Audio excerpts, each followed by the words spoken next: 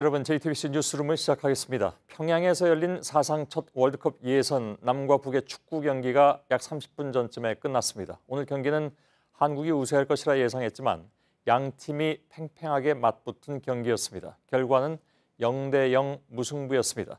양 팀에서 경고를 받은 선수가 각각 2명씩 나올 정도로 경기는 치열했던 것 같습니다. 그러나 경기 상황은 아무도 볼 수가 없었습니다. 문자 몇 줄로 대한축구협회에 보내준 소식들, 기자들이 보낸 것이 아닌 축구협회 직원들이 경기 중에 적어 보낸 내용들입니다. 애초에 북한 주민 5만 명이 경기장을 가득 메울 것이라고 예상됐지만 실제로는 아무도 없는 무관중 경기로 치러졌습니다. 온누리 기자가 이 경기 소식이 가장 먼저 전해지는 축구협회에 나가 있는데 연결하겠습니다. 자, 온누리 기자, 지금 서 있는 장소가 오늘 남북전에 가장 빠른 소식이 들어온 곳이죠? 네, 축구 소식이 가장 먼저 전달된 축구협회에 나와 있습니다. 이곳 2층 회의실에서 기자들도 문자 중계 형태로 이 소식을 받아봤는데 완전히 실시간은 아니고 AFC 본부를 거쳐서 온 문자였습니다. 실제 상황이 벌어진 뒤에 잠깐의 딜레이가 있었고요. 우리와 북한이 0대0 무승부를 거뒀다는 소식도 7시 23분쯤 전해졌습니다. 그리고 전해진 소식들은 당연히 굉장히 주요한 소식들이었습니다. 그러니까 선수가 교체되거나 경고가 나오거나 이런 소식들만 전해졌습니다. 예.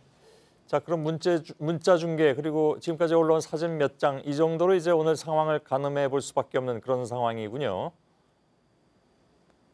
네, 어렵게 전달이 된 만큼 굉장히 간단한 메모 형식이었습니다. 후반 24분 김문환 슛, 골키퍼 선방 이런 식이었습니다. 오늘 경기에서 경고가 4번이 나왔는데 이런 기록으로 그나마 굉장히 거친 경기가 있었구나 가늠해 볼 수 있었습니다. 실제 전반 초반에는 양팀 선수들이 몸싸움을 하면서 신경전이 있었다고 하고 이런 궁금증 속에서 사진도 몇 장이 올라오긴 했습니다. 아시아축구연맹 경기 감독관이 휴대폰으로 찍어서 올린 사진들입니다. 예.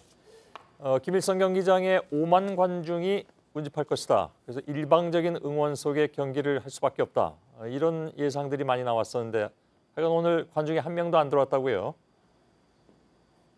네, 일단 지금까지 전해진 소식으로는 일반 관중은 없었던 것으로 알려지고 있습니다. 굉장히 이례적인 상황입니다. 사실 어젯밤 양측 팀 미팅에서도 북측은 4만 관중이 들 것이다 이렇게 저희한테 얘기를 했는데 지난달 북한이 홈에서 경기를 치렀던 레바논전에서도 김일성 경기장에는 5만 관중이 꽉 찼습니다. 그런데 이렇게 일반 관중의 출입까지 없어지면서 오늘 경기는 정말 깜깜이 경기가 됐습니다. 예, 그러면 북측이 어저께 밤까지만 해도 관중들이 있을 것이라고 해놓고 오늘 이렇게 한 사람도 들여보내지 않은 이유, 혹시 그건 얘기가 나온 게 있습니까? 네, 그런 얘기는 아직까지는 전해지지 않았는데 아무래도 북한이 승리를 장담할 수 없기 때문에 이 경기를 좀 평양 시민들에게 공개하기가 힘들었던 게 아닌가 이렇게 추측을 해보고 있습니다. 예, 단순하게 보면 그렇게 생각할 수도 있겠는데 또 다른 이유가 있을 것 같기도 하고 하여간 지금은 뭐라 말하기가 어려운 그런 상황인 것 같군요. 그렇다고 어제 그렇게 얘기해놓고 하루 만에 그것이 뭐 거짓말이라고 표현하면 어떨지 모르겠습니다만 그런 상황이 돼버렸는데 아무튼 알겠습니다. 북한이 14년째 이곳 김일성 경기장에서는 패한 적이 없다고 들었습니다. 네, 오늘 우리 대표팀과 북한 경기는 굉장히 팽팽하게 전개가 됐다고 조금 전에 말씀을 드렸는데 두 팀이 날선 신경전을 벌이는 바람에 경기 감독관이 안전요원을 대기시키기도 할 정도였습니다. 북한이 수비적으로 나올 거란 예상도 비껴갔고 승부는 50대 50이었다는 전언도 있었습니다. 이렇기 때문에 아마 북한에서는 평양 시민들의 관람을 좀 제한한 게 아닌가 이런 추측을 해보고 있습니다. 예. 자, 남한 팀이 워낙 오랜만에 평양 가서 이렇게 경기를 하기도 했고 그래서 남북전이 굉장히 의미가 있긴 합니다만 지금이 아시아 2차 예선이고 이 한 경기가 최종 예선 진출에 어떤 큰 영향이 있는 건 아니죠?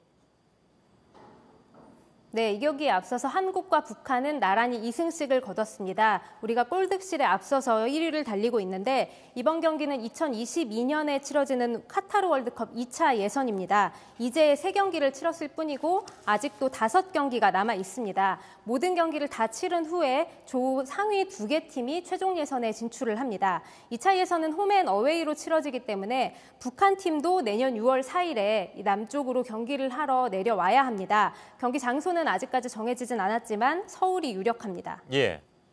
자, 이 경기는 FIFA 주관 경기입니다. 그래서 오늘 김일성 경기장에는 태극기도 개양되고 애국가도 제창하고 다 이루어진 거죠? 네, 앞서 어제 김일성 경기장에서 리허설이 한 차례 있었는데 그 리허설에서도 태극기 개양 그리고 애국가 연주가 정상적으로 치러졌다고 들었습니다. 당연히 오늘 경기에서도 마찬가지였고요. 2년 전에 여자축구 대표팀이 평양에 아시안컵 예선 경기를 치르느라 갔었는데 당시에도 우리 대표팀 경기에서는 태극기 개양 그리고 애국가 연주가 정상적으로 치러졌습니다. 보통의 국가대표팀 간 경기에서 보듯이 서로의 체제를 인정하고 존중하는 모습이라고 할 수 있겠습니다. 예. 자, 오늘 경기에는 FIFA 바흐 회장이 전용기를 타고 와서 관람을 했다고 들었습니다. 해외에서도 아무튼 관심이 굉장히 컸다고 들었습니다. 네, 피파 인판티노 회장이 북한 이 평양의 전용기를 타고 와서 월드컵 예선전을 관전을 한다. 이것도 굉장히 이례적이라고 말씀드릴 수 있겠는데요. 지금 아마 영상이 좀 나가고 있을 텐데 이 영상이 오늘 북한에서 들어온 마지막 영상입니다. 사실 북한은 지금 AP 같은 외신들도 철저히 통제를 하면서 이 경기 관련된 영상을 촬영하지 못하게 하고 있는데 이 부분만큼은 좀 예외였습니다. 이건 남북전 관련이라기보다는 세계 축구의 회장이라고 할 수 있는 사람이 평양에 와서 월드컵 예선전을 관람을 했다. 뭐 이렇게 홍보할 수 있는 부분이라고 판단을 한 것 같습니다. 예, 제가 좀 아까 FIFA 회장 이름을 좀 헷갈렸습니다. IOC 회장 이름을 좀 헷갈리긴 했는데 아무튼 이렇게 모처럼 와서 봤는데 관중이 하나도 없어서 어떤 느낌이었을지 좀 궁금하기도 합니다. 좌우지간 선수들은 언제 돌아옵니까?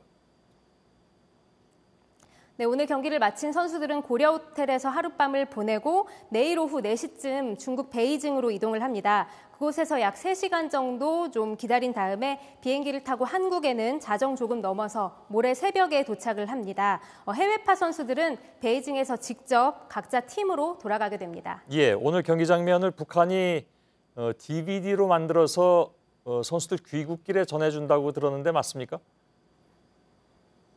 네, 일단은 그렇게 전해지고 있고요. 그런데 이 DVD에 촬영된 영상이 중계가 가능한 것인지 아니면 편집된 것인지 이런 것들은 아직까지 확인이 되고 있지 않습니다. 그렇군요. 예, 온누리 기자였습니다. 잘 들었습니다.